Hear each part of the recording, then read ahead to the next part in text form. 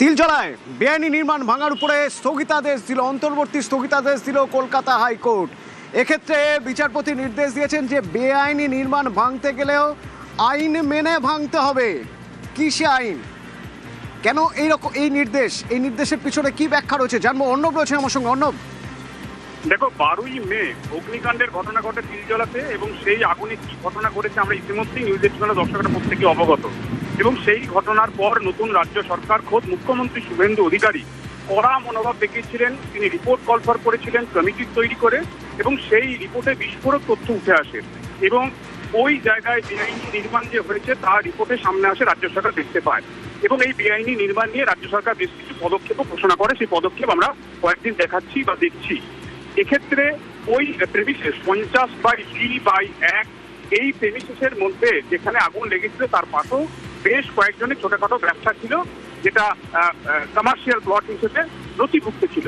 তাদের তরফেই একজন মামলা করেছিলেন। সেই মামলায় বলা হয়েছে সংবিধান যে রক্ষা কবচ দিয়েছে, যেটা কলকাতা পূর্ব আইনের 400 এবং 401 নম্বর ধারায় রয়েছে, এক্ষেত্রে যারা ভিতরে রয়েছেন তাদের মালপত্র সরিয়ে নেওয়া এবং 15 দিনের নোটিশ দেওয়া সংক্রান্ত যে পুরো আইন রয়েছে সেটা মেনে এই পদক্ষেপ হয়নি। এই বিষয়গুলি জানার পরই অন্তর্বর্তী একটি নির্দেশ দিয়েছে, অর্থাৎ আপাতত ভাঙার কাজ বন্ধ থাকবে এবং একই সঙ্গে স্ট্যাটাস কো মেনটেন করতে হবে, অর্থাৎ ওই জায়গাতে স্থিতাবস্থা বজায় থাকবে। এর অর্থ ওখানে কেউ এখন আর ব্যবসা বললো এই হাইকোর্ট স্টে দিল তার মানে ব্যবসা করতে শুরু করবে তা নয়, কেউ ওখানে থাকতে শুরু করবে তাও নয়। এবং যে অংশ ভাঙা হয়েছে আবার মেরামতি করে।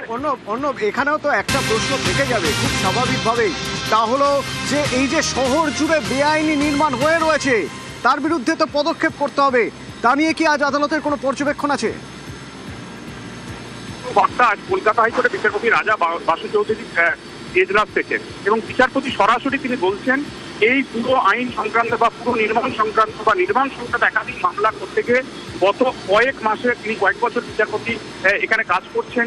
সেখানে তিনি দেখেছেন রাজ্য জুড়ে ব্যাঙের ছাতার মতো বিভিন্ন দিকে বেআইনি নির্মাণের রমরমা, এবং সেই বেআইনি নির্মাণগুলো ভাঙার জন্য প্রয়োজনীয় পদক্ষেপ করার জন্য নির্দেশ দেওয়া হলেও বিগত সরকার সরাসরি তৃণমূল কংগ্রেস পরিচালিত সরকারের নাম না করলেও কোনো পদক্ষেপ করেনি।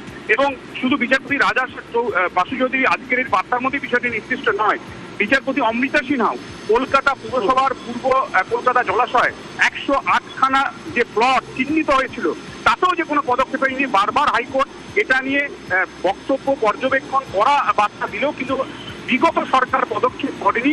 তার পরিণাম হচ্ছে এগুলো, সেটাই আদতে বোঝাতে চেয়েছেন বিচারপতি। ধন্যবাদ অর্ণব।